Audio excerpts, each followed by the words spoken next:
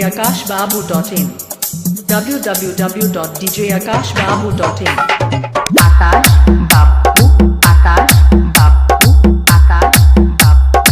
आकाश बाबू वो मीठी मीठी बातें गजब की मुलाकातें वो याद आती है रातें जाने जा। अब तू ही दिलो जामे भरती हो आसमां में अकेली तू जहां में जाने जा आँखों में तेरी जादू कहो तो सितारे उड़ला देखो ही न लगे मासूम तोहरे लगो ताने कोके झूम तहर फोटो हम देखी कोके झूम तो चला झूम तोके देखी मन चला झूम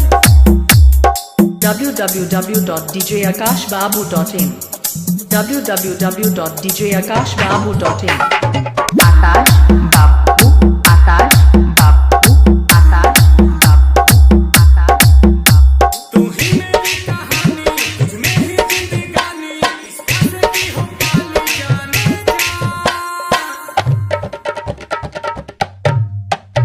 ये दिल तेरा दीवाना तू मेरा ही ठिकाना मौसम है सिखाना जाने जा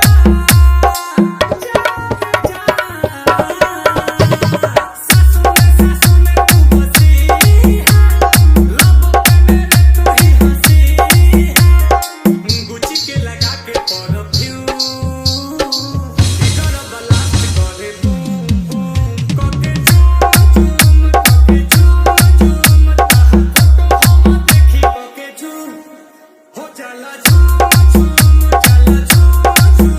तोके देखी मन चला झूम Download from www.djakashbabu.in